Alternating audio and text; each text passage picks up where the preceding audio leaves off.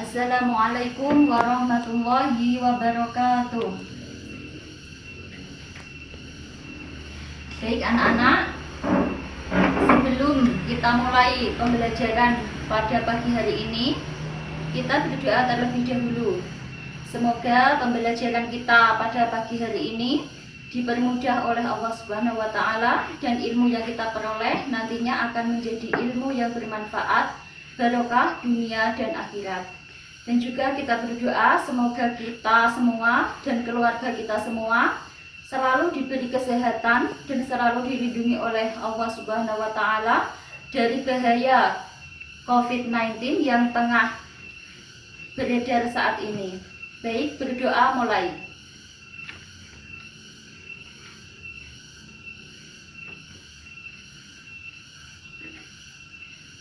Cukup ya, berdoa selesai. Baik, Ibu presentasi dulu ya. Sebentar. Ahmad Azam Maulana hadir ya. Andika Pratama di mana? Oh, sakit. Kenapa kok sakit? Oh ya, semoga lekas sembuh ya teman kita ini. Bunga Pratiwi, Dinda Melani, ya. Hilma Maulida hadir. Hana Rofiatus Sifa hadir. Kirana Putri, ya. Khairul Anam, di mana ini? Izin? Kok tidak ada izinnya? Oh, ya, sedang ada kepentingan keluarga. Kemana ini? Oh, menjenguk neneknya yang sakit. Ya. Lanjut ya. Khairul Anam, Muhammad Lutfi Zamzami. Ayo Mas Lutfi itu ngapain? Ya, masuk. Muhammad Rega Setiawan, Muftia Mariatul Afifah, ya. Musolli ala Muhammad. Kok pada lesu semua ini? Tadi sudah sarapan apa belum? Belum? Oh iya, sekarang padahal seharusnya sarapan itu wajib loh anak-anak. Ya sudah, sekarang berdiri semua. Kita ice breaking dulu supaya kita kembali semangat. Siap anak-anak? Ayo kita sama-sama tepuk semangat. Semangat.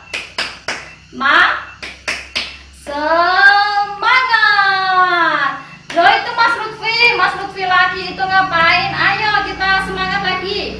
Ayo ulang satu kali lagi. Tepuk semangat. Semangat.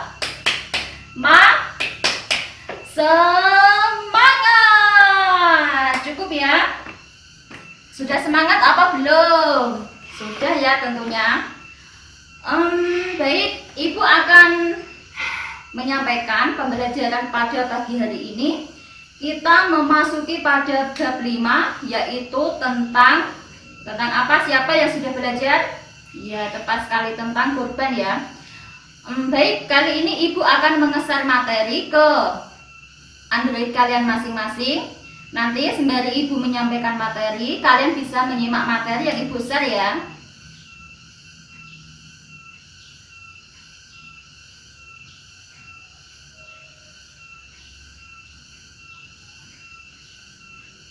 Sudah terkirim anak-anak? Oh, coba dicek lagi yang belum terkirim. Apa kuotanya habis? Jangan-jangan itu. Ya sudah. Pada pagi hari ini kita akan belajar tentang kurban. Setelah kita mempelajari materi tentang kurban ini, kita harus bisa menjelaskan tata cara pelaksanaan kurban. Yang kedua, kita juga harus bisa mempraktikkan tata cara penyembelihan hewan kurban. Dan yang ketiga, kita mampu atau kita dapat untuk menjelaskan hikmah berkurban.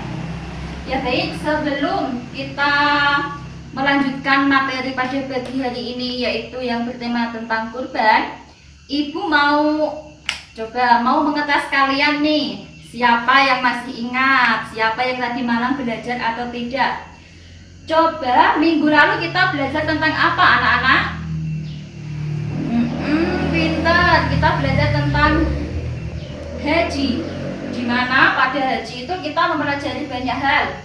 Ada pengertian haji, ada hukum haji, ada syarat wajib haji, ada rukun haji, dan juga ada wajib haji.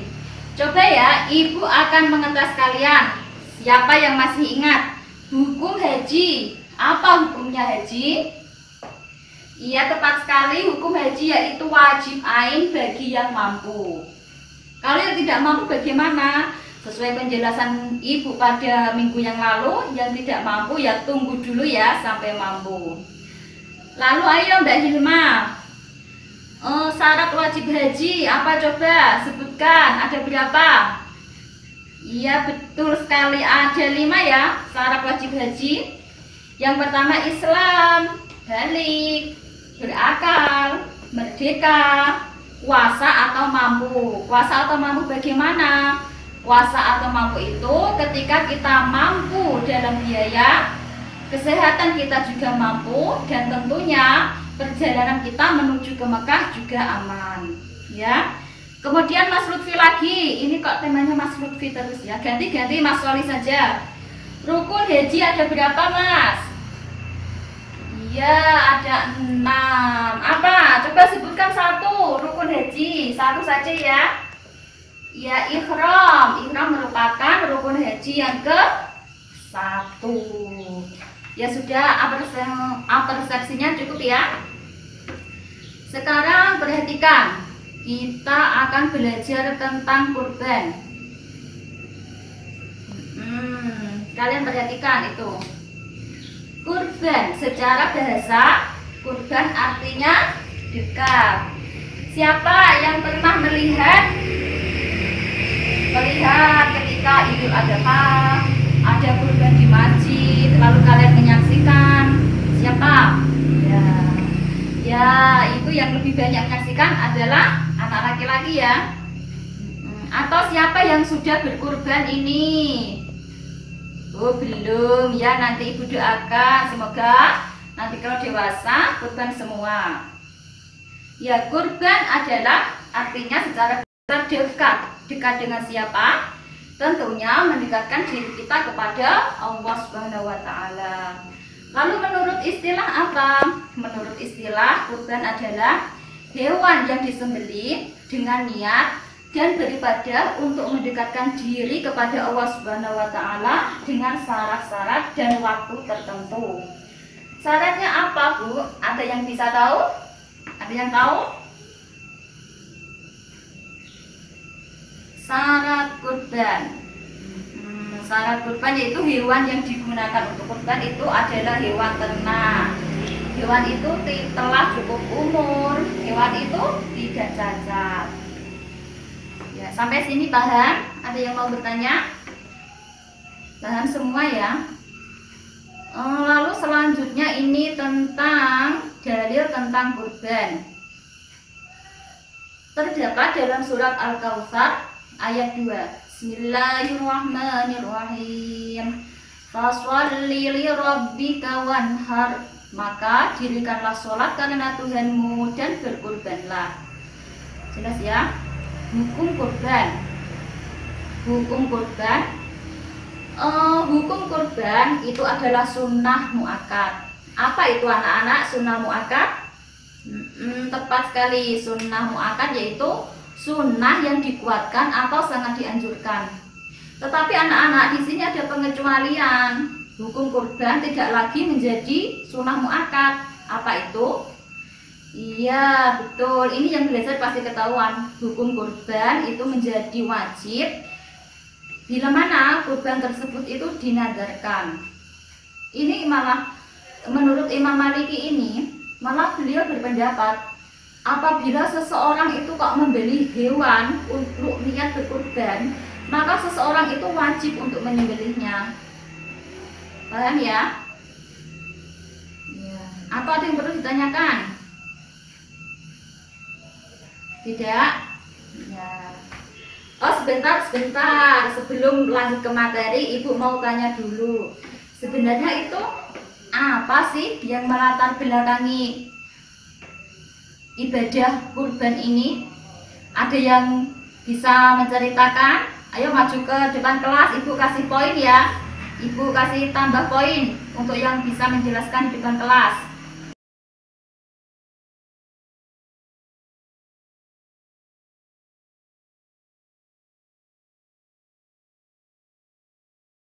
Ya, bagus sekali untuk Mbak Salwa. Ayo kita beri aplaus dulu untuk teman kita yang telah berani untuk maju ke depan menceritakan latar belakang ibadah kurban. Yeay, dapat poin ya Mbak Salwa. Ya, semoga teman-teman yang lain juga semangat ya. Ya. Sekarang setelah kita tahu pengertian, kita tahu hukum berkurban, dalil berkurban, juga latar belakang terjadinya terjadinya ibadah kurban itu sendiri. Sekarang kita masuk ke waktu dan tempat penyembelihan hewan kurban. Sebenarnya untuk waktu sendiri, waktu penyembelihan hewan kurban itu adalah setelah selesai sholat Idul Adha pada tanggal 10 Dzulhijjah. Sampai kapan? Sampai terbenamnya matahari pada tanggal 13 Dzulhijjah. Jadi ada berapa hari anak-anak waktu penyembelihan hewan kurban? Ya ada 4, yaitu mulai ketika selesai sholat Idul Adha, yaitu tanggal 10, 11, 12, dan 13 Dzulhijjah. Ada 4 hari ya. Yang pertama itu hari raya Idul Adha, yang 3 hari itu hari Tasyrik. Jelas anak-anak? Lalu untuk tempat, sebaiknya untuk tempat penyembelihan hewan kurban ini sebaiknya itu dilakukan di dekat tempat pelaksanaan sholat Idul Adha. Misalnya begini, misalnya kok sholat Idul Adha-nya itu di lapangan, nah nanti sebaiknya penyembelihan hewan kurban itu juga di lapangan tersebut. Atau misalnya ketika kita sholat Idul Adha di masjid ya, pada umumnya, apakah kita harus menyembelihnya di masjid? Boleh anak-anak? Ya jelas tidak boleh, masjid kok digunakan untuk menyembelih sapi. Ya kita bisa di belakang masjid, di samping masjid, ya pokoknya itu yang dekat dengan masjid. Jelas anak-anak? Gimana Bu kalau misalnya kok kurban sendiri di rumah? Masa itu tidak umum, jarang itu. Lalu ketentuan hewan kurban anak-anak, hewan yang digunakan untuk berkurban, apakah bisa semua hewan itu digunakan untuk berkurban?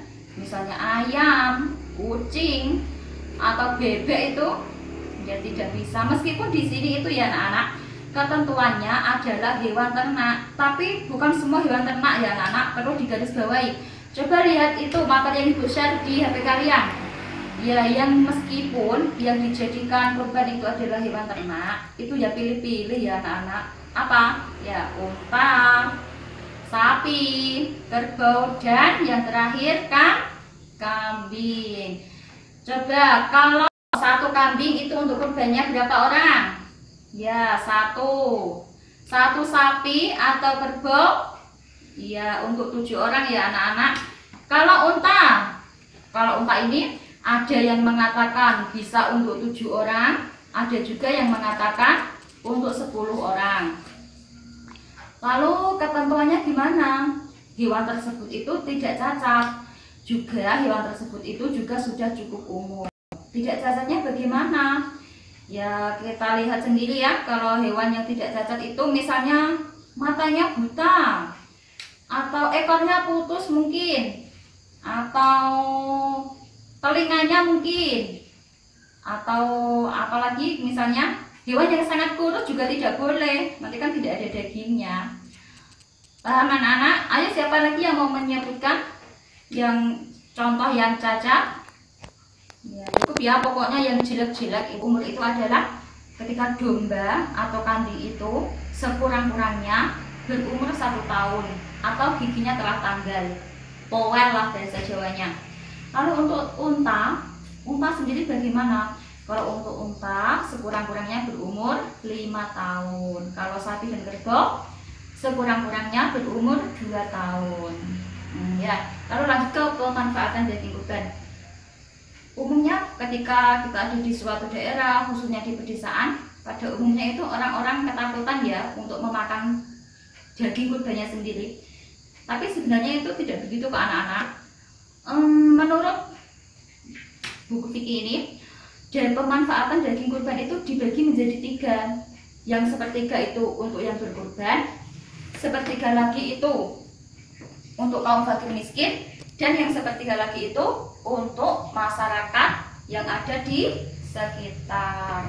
Lalu apa boleh orang yang berkurban itu makan daging kurbannya sendiri? Boleh. Coba nanti kalau ada tetangganya yang berkurban dikasih tahu ya, boleh makan kok enggak gitu. Lalu untuk sunah-sunah dalam menyembelih tentunya yang pertama itu melaksanakan sunah-sunah pada penyembelihan biasa.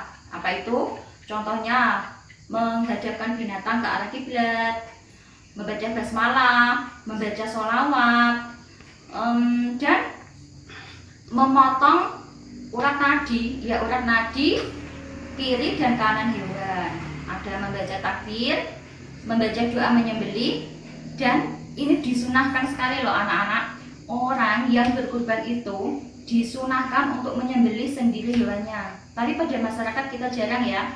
Umumnya ketika seseorang itu berkurban, orang itu akan menyerahkannya ke panitia kurban, dan nanti di masjid itu akan disembelih oleh petugas pemotong hewan kurban.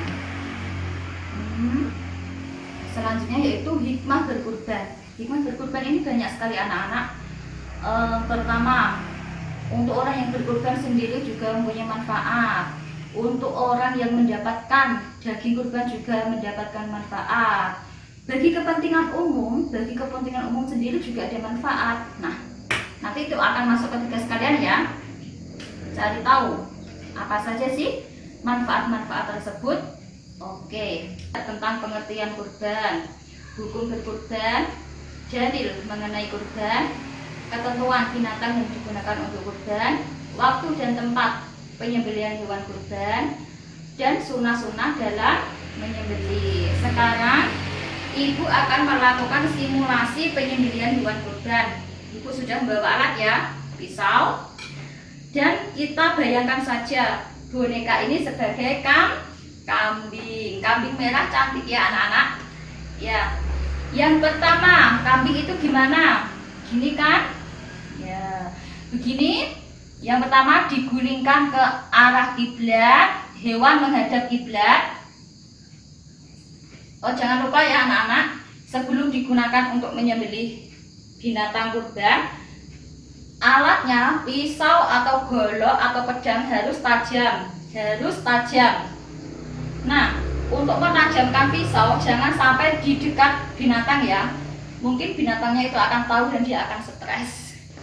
Lalu setelah binatang menghadap ke arah kiblat, kita membaca Bismillahirrahmanirrahim. Allahumma sholli ala sayyidina Muhammad wa ala ali sayyidina Muhammad. Basmalah, sholawat.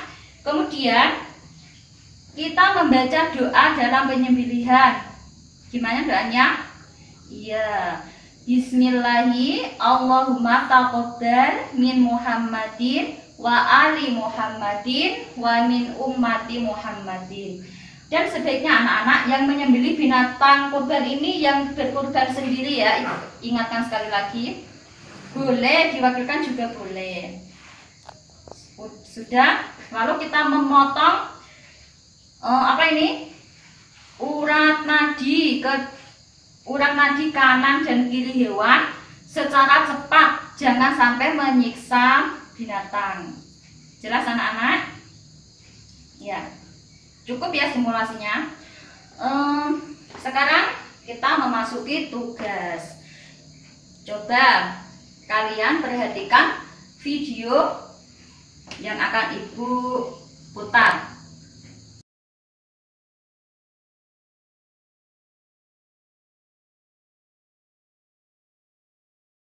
Setelah Ibu melakukan simulasi, Ibu juga telah memutar video tentang tata cara penyembelihan hewan kurban. Sekarang saatnya Ibu akan memberikan tugas kepada kalian. Ada berapa ini jumlah siswanya? Ada 20 siswa. Ya, ini nanti Ibu akan membagi kalian menjadi berapa ya? Menjadi 5 kelompok lah. Ya, 5 kelompok dengan anggota kelompok berjumlah 4 orang. Ini nanti kelompoknya Ibu bagi atau kalian bagi sendiri? Gimana? Oh, bagi sendiri ya, boleh. Tapi Ibu itu harus tahu ketua kelompoknya ya. Ibu catat ini. Ketua kelompok 1 siapa? Hilma. Ya, bolehlah Hilma. 2 siapa? Ya, Salwa. Sudah 2 ini perempuan loh, laki-laki ya, ganti. Ya. Ketua kelompok 3 Mas Wali. Dan kelompok 4 Mas Habib ya. Ya. Tugasnya begini anak-anak. Kalian per kelompok menganalisis boleh tentang video tadi yang Ibu putar. Juga kalian juga boleh menggunakan referensi yang lain. Misalnya kalian punya buku fikih atau buku apalah yang membahas tentang kurban dan tata cara penyembelihan itu. Misalnya kalian menemukan di perpus atau misalnya kalian menemukan di internet yang sumbernya itu bisa dipertanggungjawabkan ya anak-anak, garis bawahi yang bisa dipertanggungjawabkan. Kalian analisis tentang tata cara penyembelihan hewan kurban dan juga hikmah atau manfaat penyembelihan hewan kurban itu. Oh, tidak itu saja. Setelah kalian menganalisisnya, kalian presentasikan di depan kelas. Oh iya juga seperti Ibu tadi melakukan simulasi. Ya kan, minggu lalu kan sudah Ibu suruh ya membawa pisau dan boneka. Boneka apa saja bolehlah, kita anggap boneka ini juga kambing atau sapi juga boleh.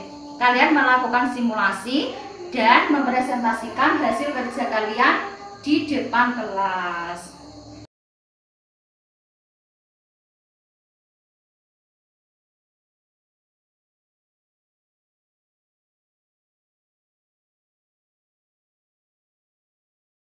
Ya, hasil diskusi kalian, juga presentasi kalian di depan kelas, dan juga simulasi kalian di depan kelas sudah bagus ya, sudah sangat memuaskan dan sesuai dengan tujuan pembelajaran kita pada pagi hari ini.